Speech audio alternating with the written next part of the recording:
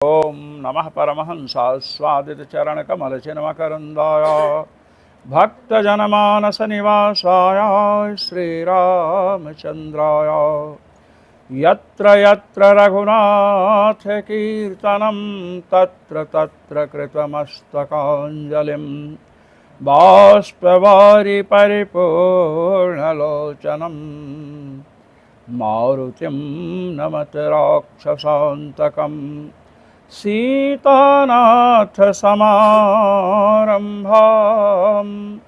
रामानन्दार्यमध्यमाम् अस्मदाचार्यपर्यन्तां वन्दे गुरुपरम्परां वन्दे गुरुपरम्परां। सर्वेश्वर श्री रघुनाथ जी महाराज की जय। भागवत का महात्म्य चल रहा था। भागवत की कथा सुनने से क्या लाभ है, ये चर्चा चल रही थी और उस परिप्रेक्ष्य में बताया गया आत्मदेव का वृत्तांत। आत्मदेव को समझाया सन्यासी महात्मा ने। उन्होंने कहा कि हमें पुत्र चाहिए। क्या चाहिए? पुत्र। तो उन्होंने कहा संततेः सगरो दुःखम अवापांगः पुरा यथा। संतान के कारण ही सगर को दुख हुआ। सगर के कितने पुत्र थे? 60,000। सगर के कितने पुत्र थे? 60,000। और अश्वमेध यज्ञ कर रहे थे। अयोध्या के राजा थे सगर महाराज। तो अश्वमेध यज्ञ कर रहे थे तो इंद्र ने इनके घोड़े को चुरा करके कपिल देव के आश्रम में बांध दिया। अब घोड़ा खोजने के लिए गए जब 60,000 तो देखे तो कहे कि यही चोर है। भगवान कपिल को चोर समझे और उनको मारने के लिए जब बढ़े तो उन्होंने तृतीय नेत्र खोला, सब भस्म हो गए। तो 61 लड़का किसी का मर जाए तो पिता कष्ट होता है कि नहीं? और जिसके 60,000 लड़के मर जाएं तो मतलब कष्ट की कोई सीमा ही नहीं। तो कहते हैं संतान के कारण ही पूरा माने पूर्व काल में सगर को दुख मिला था। अब आप माने प्राप्त किया दुख। और अंग महाराज थे। ये पंचमा, ये माने महाराज वेन की जब कथा आएगी, जिनके पुत्र का नाम पृथु है, तो पृथु के पिता का नाम क्या है? वेन। और वेन के पिता का नाम क्या है? अंग। अब महाराज अंग बड़े अच्छे थे, संतान नहीं हुई, ऐसा कर्म था। विद्वानों से कहे कि हमें संतान चाहिए। उन्होंने कहा कि ठीक है, यज्ञ करवाए। अब यज्ञ करवाए तो अंग की जो पत्नी थी, सुनीता नाम था, और सुनीता मृत्यु नाम के राक्षस की कन्या थी। मृत्यु नाम का राक्षस था, असुर। अपने यहाँ जब विवाह करते हैं ना, तो विवाह में बहुत विचार करते हैं। जन्म कुंडली ही नहीं मिलाते हैं, और भी मिलाते हैं किस कुल का है। कुल देखते हैं कि नहीं? आजकल भी लोग कहते हैं बैकग्राउंड कैसा है, तो कुल इत्यादि देखते हैं। तो महाराज यज्ञ होने के बाद भी जो बालक हुआ वो धर्म का विरोधी हुआ, यज्ञ इत्यादि का विरोधी। वेन, वेन का अर्थ है वेनयच पीड़यच प्रजाजनान इति वेनः। वेन का अर्थ होता है कष्ट देने वाला, जो प्रजा को कष्ट दे। तो प्रश्न यह है कि जब यज्ञ हुआ और यज्ञ के द्वारा वेन का जन्म हुआ, तो वेन इतना अधार्मिक क्यों हुआ? अधार्मिक नहीं होना चाहिए। तो कहते हैं कि मृत्युदेवो यमभ्राता वेन माता महोसुरः। मृत्यु नाम था इनके नाना का, और वो असुर हैं। तो असुर की कन्या का विवाह पिता से, अंग महाराज से हुआ है, तो उसका नाना का प्रभाव संतान पर पड़ा। समझे? जो लोग कहते हैं मामा नाना कैसे हैं, तो जिस कुल में हो, ससुराल पक्ष हुआ ना, तो ससुराल पक्ष में जो लड़की का पिता है कितना अधार्मिक है, वो असुर है। असुर माने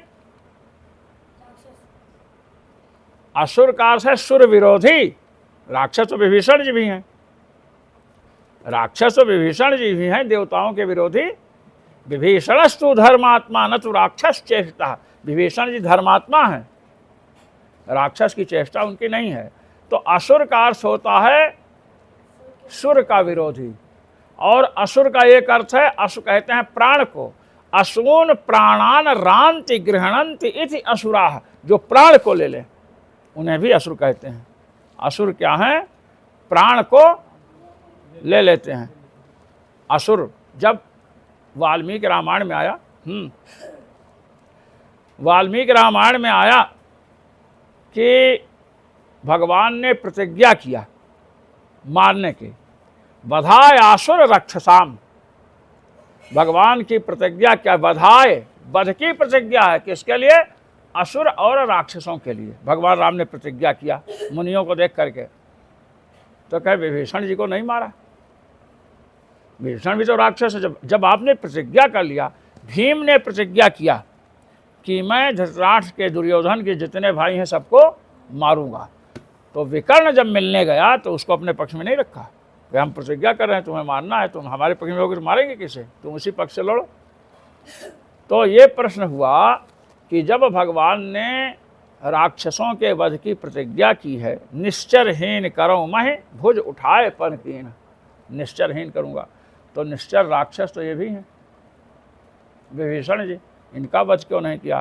कि वहाँ लिखा है बधाय आसुर रक्षसाम, असुर रक्षसाम केसाम रक्षसाम बधाय प्रतिज्ञा भगवता श्री रामेण कृता, किन राक्षसों के वध की प्रतिज्ञा भगवान राम ने की? क्या? असुर रक्षसाम असून प्राणान रांति गृहणंति इति असुराः, जो प्राणों को लेने वाले हैं ऐसे राक्षसों की, ऐसे असुर राक्षस जो हैं जो प्राणों का हनन करते हैं, प्राण ले लेते हैं, समझे कि नहीं?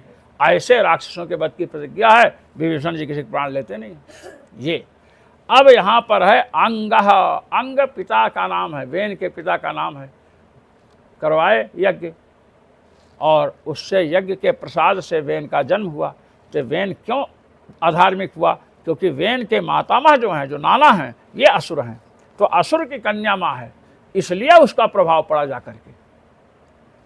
सुनीता बहुत अच्छी हैं, लेकिन चूंकि पिता असुर है, आप देखिए कितना प्रभाव कन्या पर, वो प्रभाव नहीं पड़ा। कन्या धार्मिक है, और कन्या का पुत्र जो है नाना के प्रभाव से क्या हो गया? अधार्मिक हो गया। ये है। तो अंगः, अंग महाराज अंग ने संतान भाग्य में नहीं थी। अब ब्राह्मणों को कहे तो ब्राह्मण तो महाराज कुछ भी कर सकते हैं। ब्राह्मण और महात्मा अगर भजन साधन करते हैं तो ये कुछ भी कर सकते हैं, ब्रह्मा के वाक्य को पलट सकते हैं, ये आप समझ लीजिए। हाँ, इनमें कोई वो नहीं है। इंद्र के वज्र को स्तंभित कर दिया च्यवन महर्षि ने, कूदने लगे इंद्र, हम ऐसा कर देंगे, वैसा कर देंगे। तो च्यवन ने कहा कि शांत रहो। अरे कहे क्या शांत रहे, हम तीनों लोगों के राजा हैं, इंद्र हैं, अगर आपने इनको ऐसा किया तो ये देख रहे हो वज्र से मारूंगा। बस तुरंत ऐसे देख लिया, बस वज्र लिया ऐसे, ना आगे जा रहा है, न पीछे, ना आगे न पीछे, न नीचे न ऊपर, खड़े थे इंद्र।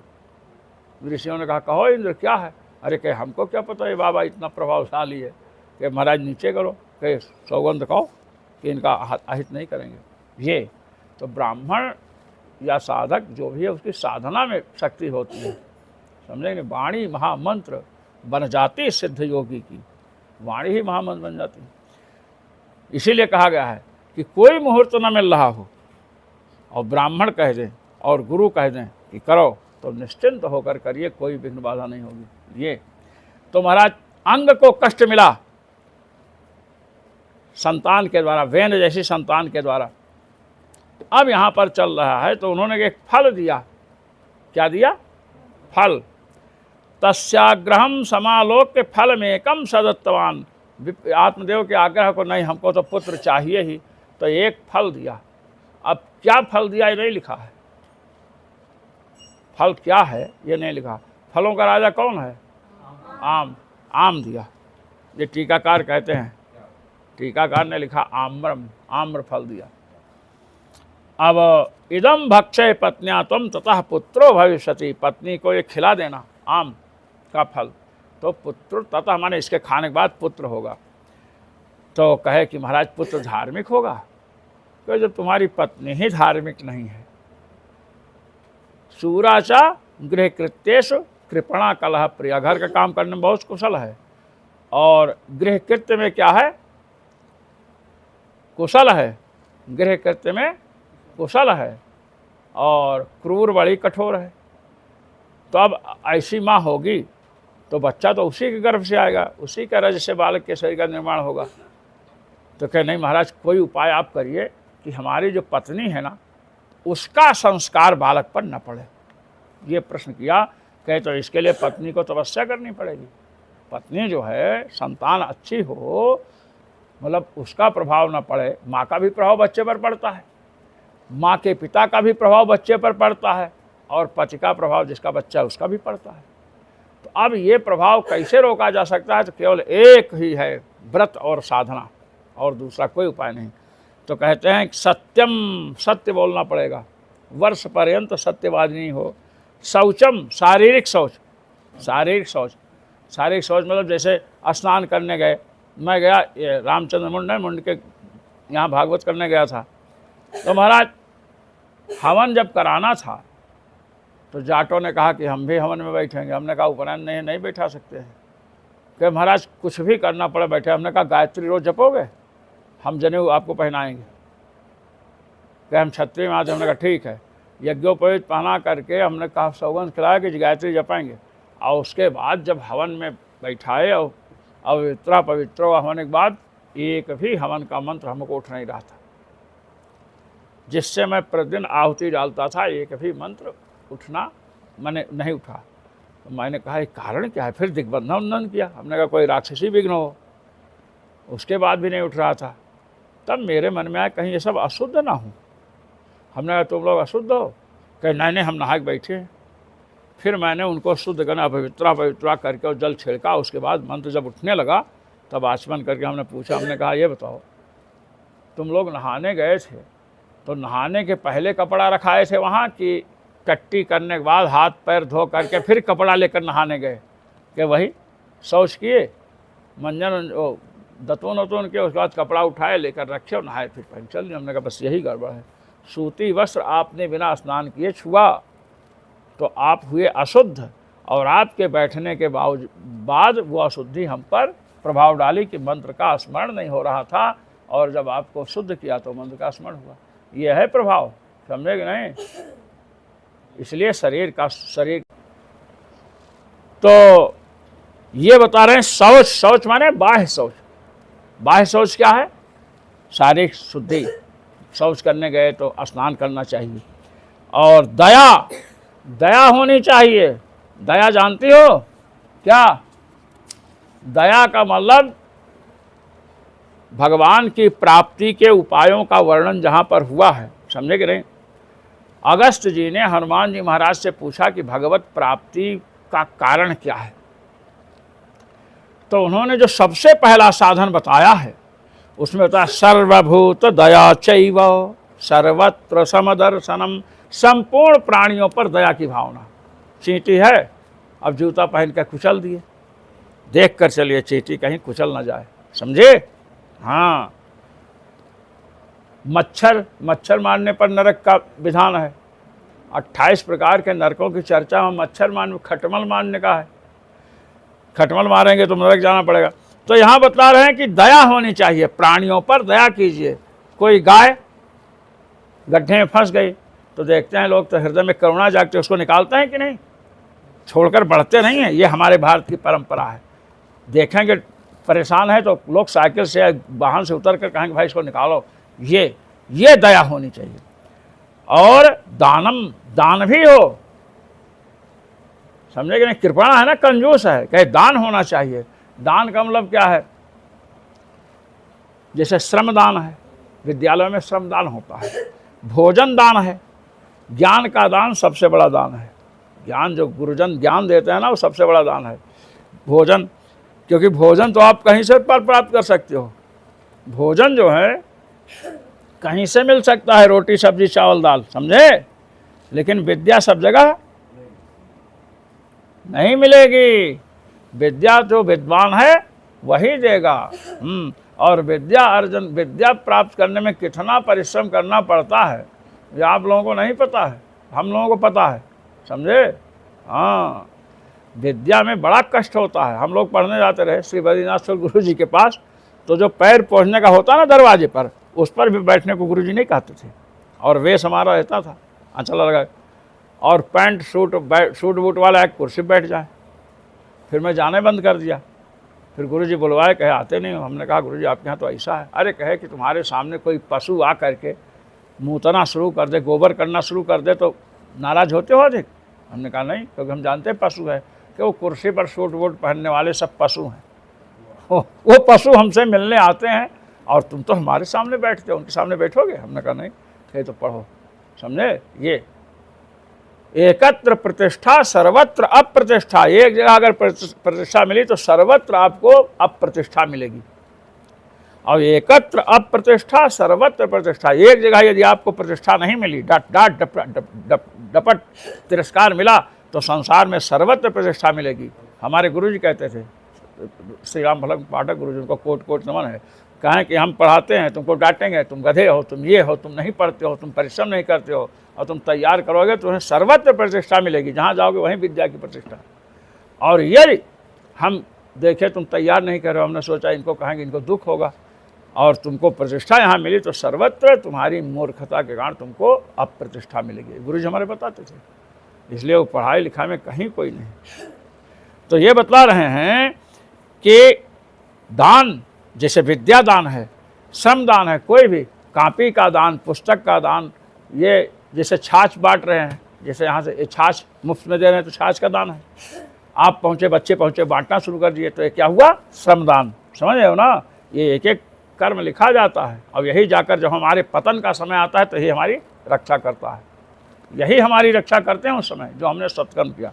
तो दानम एक भक्तम तु भोजनम, ये इसको कथावाचक स्पष्ट अपने जीवन में नहीं कर पाते हैं। ये पहले बता दूं, कहीं भी कथा सुनना, महात्म सुनना, ये एक भक्तम च भोजनम नहीं, एक भक्त व्रत है।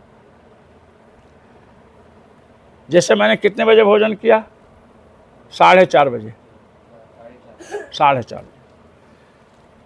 दिन का जो मध्याह्न काल है, आधा दिन बीतने के बाद जो भोजन किया जाता है, और रात को भोजन न किया जाए। आधा दिन बीतने के बाद 3 बजे, 3 बजे, 4 बजे भोजन किया गया, उसके बाद रात को भोजन न किया जाए, इसको एक भक्त व्रत कहते हैं। सकृत भोजन, एक बार भोजन। और यदि ये प्रतिदिन व्यक्ति करता है तो उसे करोड़ों यज्ञों का फल मिलता है। शाम को न भोजन करे, शाम को अन्न न ले, ये बताएगा। तो तुम्हारी पत्नी जो है, एक भक्तम च भोजन, भोजन कैसा? एक भक्त, एक भक्त व्रत, एक भक्त व्रत भोजन, एक भक्त व्रत होगा, अर्थात आधा दिन बीतने के बाद भोजन करे, और उसके बाद रात को भोजन ना करे। जैसे अनुष्ठान जब करते हैं गायत्री इत्यादि का, तो एक बार ही भोजन करते हैं। राम रक्षा, गायत्री, राम मंत्र का अनुष्ठान तो एक बार के ही भोजन का विधान है। लोग सोचते हैं कि बहुत आजकल उपदेश है, अरे थोड़ा थोड़ा खाओ, शाम को भी खा लेना, कहते ना आजकल। एक भक्त व्रत है, एक बार ही खाना है, समझे कि नहीं? तब उसका पुण्य बढ़ेगा। ये देखिए, एक भक्तम च भोजन, एक भक्तम तो भोजनम कब तक करना? के वर्षावधि, ये 1 वर्ष का नियम है। एक भक्त व्रत जो है 1 वर्ष तक चलता है, बड़ा पुण्य है इसका भगवान की कृपा से। वर्षावधि स्त्रिया कार्यम, 1 वर्ष तक आपकी पत्नी धुंधुली इस व्रत को करे, फल तो खाएगी, और उसके बाद जब व्रत करेगी, तेन पुत्रोथ निर्मला, तो पुत्र अत्यंत निर्मल, अत्यंत सात्विक होगा। ये बताया, फल का प्रभाव तो रहेगा हमारे, लेकिन ये अब महाराज वो आए, एवं मुक्ता एवं योगी विप्रस्तु गृहमागता, ऐसा कहकर योगी तो चले गए, और ब्राह्मण देवता घर पर पहुँचे। पत्नी ने स्वागत किया। पत्न्याः पाणौ फलम दत्वा स्वयं यातस्तु कुत्रचित्, और पत्नी के हाथ में फल दे दिया, ये लो, बता दिया खाना है इसको, और स्वयं कहीं चले गए। अब पत्नी कैसे? तरुणी, पत्नी नवयुवती है, और कहते हैं तरुणी होने के साथ कुटिला, बड़ी टेढ़ी है। बड़ी टेढ़ी मतलब कि जैसे क्या बोलते हैं, बिल्ली चूहा पकड़ने के लिए बैठी रहती है ना, तैयार, ऐसे ही आत्मदेव कुछ कहाँ कि तुरंत चढ़ बैठे ऊपर।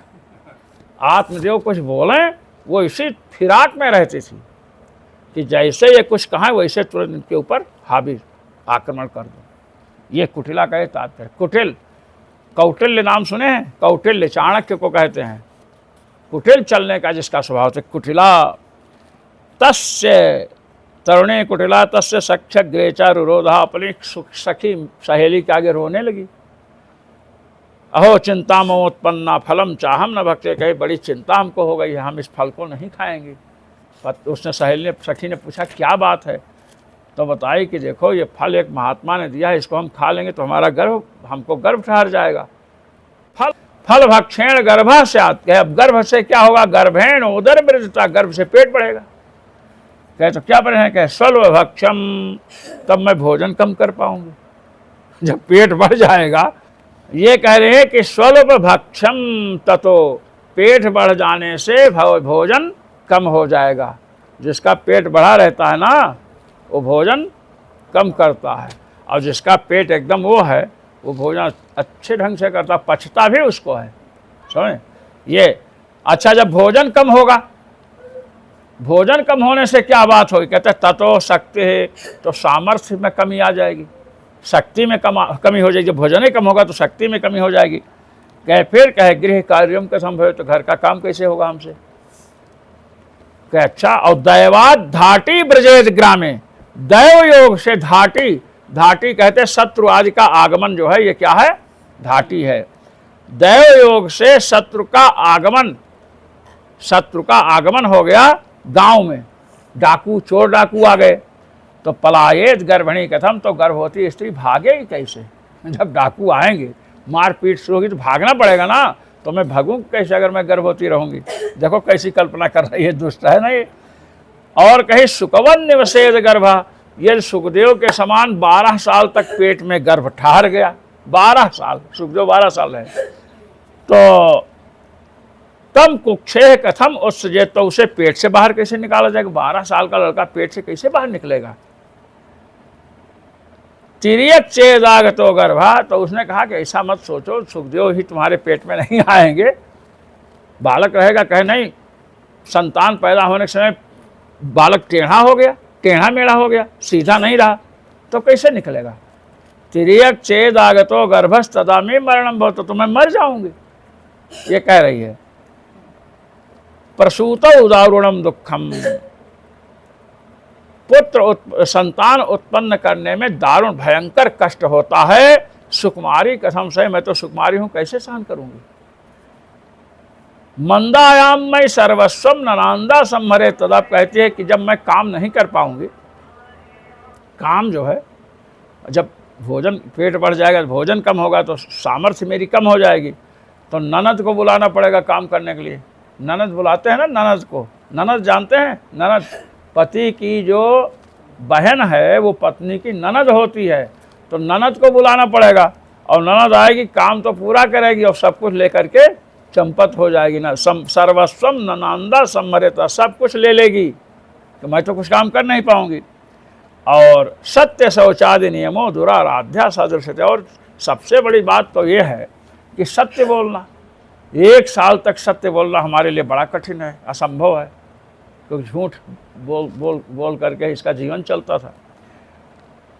शौच, पवित्रता, पकौड़ी खाकर मैं कभी मुंह नहीं धोती हूँ, पवित्रता में तो मुंह धोना पड़ेगा। सत्य, शौच आदि जो नियम है, और एक समय भोजन करना, ये तो अत्यंत कष्टकारक है, ये असंभव दिख रहा है। अच्छा, मान लो लड़का पैदा हो गया, तो लालने पालने दुखम प्रसूतायाश्च अवर्तते, जो प्रसूता स्त्री है, जिसने प्रसव किया है, अब लड़का या लड़की हो तो उसके लालन पालन में दुख होता है। बिस्तर पर सूसू कर दिया तो माँ सूखे में उसको रखेगी, गीले में अपना हो जाती है, ये सब हमको करना पड़ेगा, ये कह रही है। कहे सहेली ने पूछा तो आप बताओ क्या चीज़ अच्छा है? समझे कि नहीं? अच्छा क्या है? इधर देखो ना, कान गर्म करेंगे। कहे कि फिर अच्छा क्या है? तब वो अपना सिद्धांत बता रही कि अच्छा क्या है, किस स्त्री का जीवन सुखमय है। कहती है बंध्या वा विधवा नारी सुखिनी चेति में मति, बांझ औरत सुखी है, लड़का बच्चा है नहीं, पालन पोषण की बातें नहीं। कहे कि सबसे सुखी हो? कहे नहीं, सबसे सुखी तो विधवा है।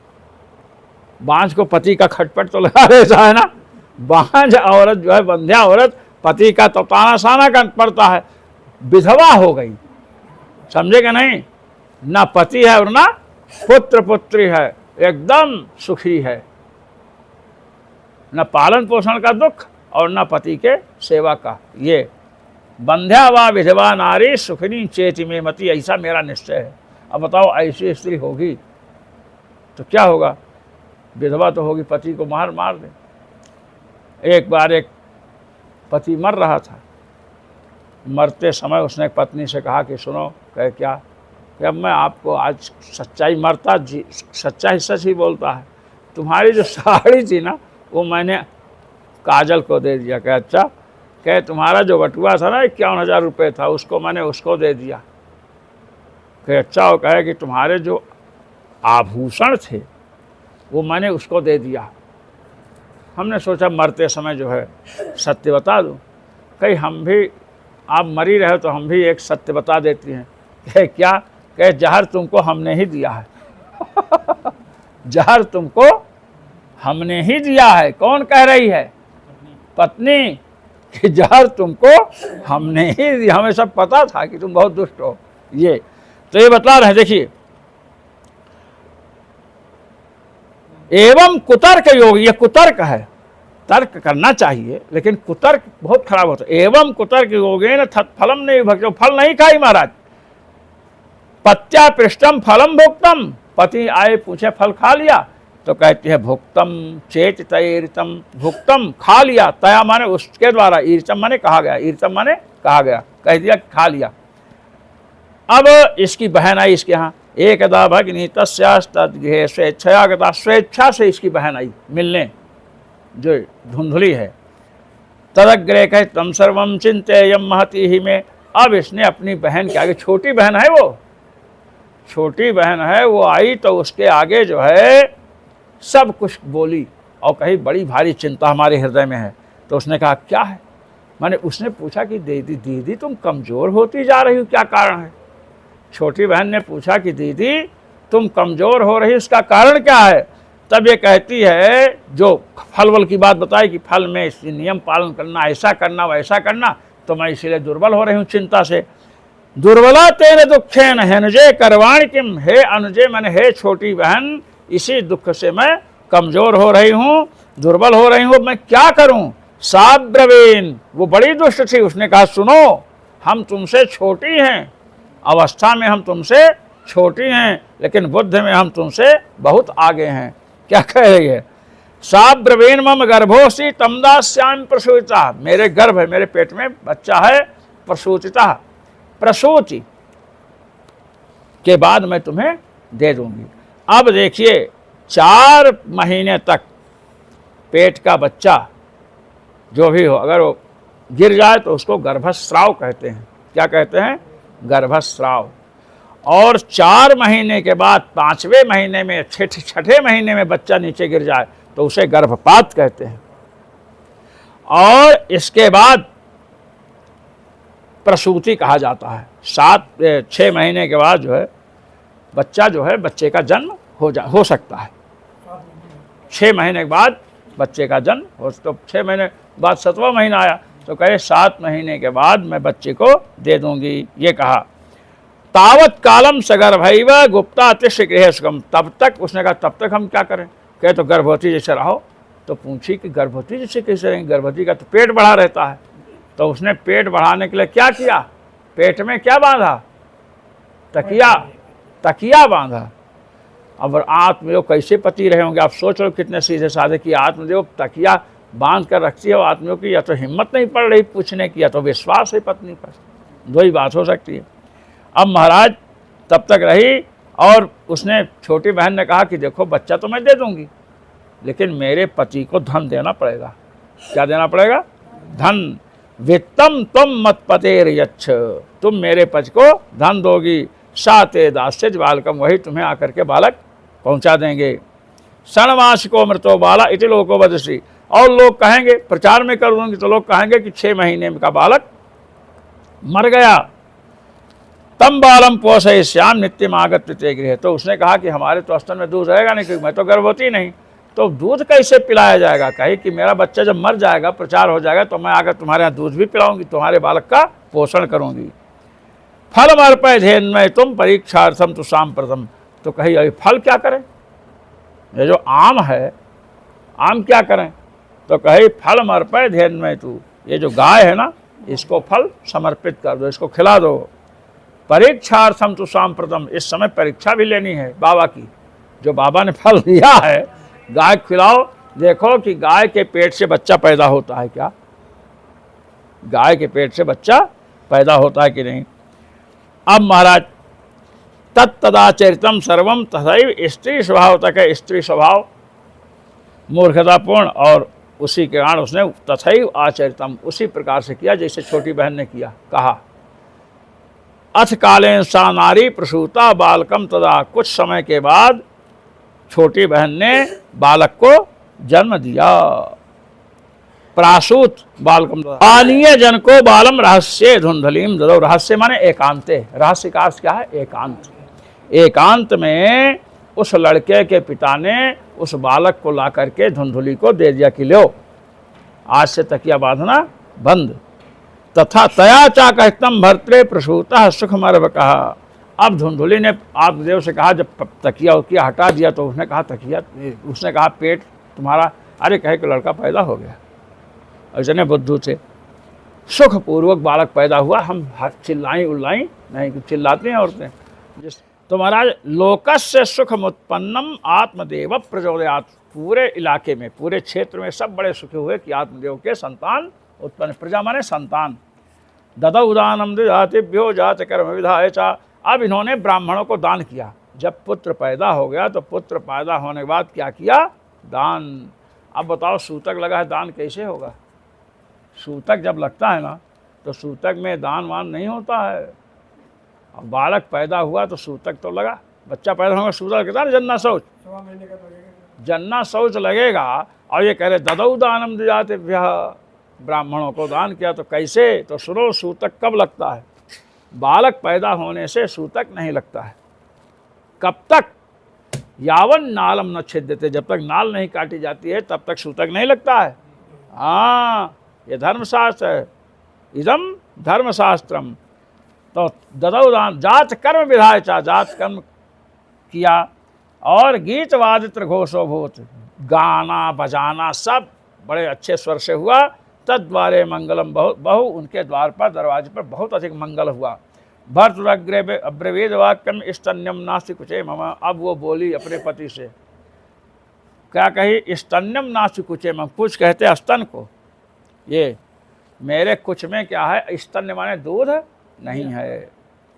अन्य स्तन्य निर्दुग्धा कथम पुष्णामि बालकम, इसलिए कह रही है कि निर्दुग्धा, मैं दुग्ध रहित हूँ। क्या हूँ, दुग्ध रहित हूँ, मेरे पास दुग्ध नहीं है। तो जब दुग्ध नहीं है तो मैं इस बालक का पोषण कैसे करूँगा, करूँगी।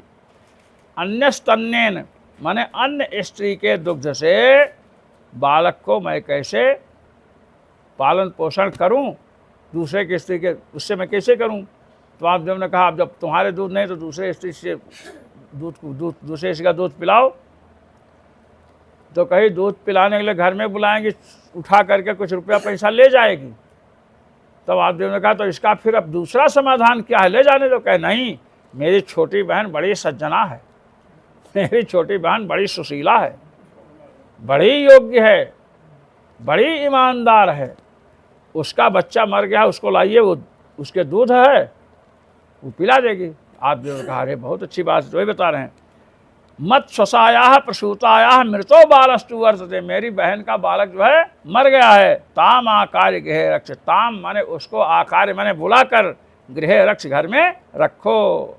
सातेर्भम पोषयिष्यति, वह आपके अर्भ, अर्भ माने बालक का पोषण करेगी। पतिना तत्कृतम सर्वम पुत्र रक्षण है। तो अब पति क्या करे, पति ने पुत्र की रक्षा के लिए वह सब कार्य किया।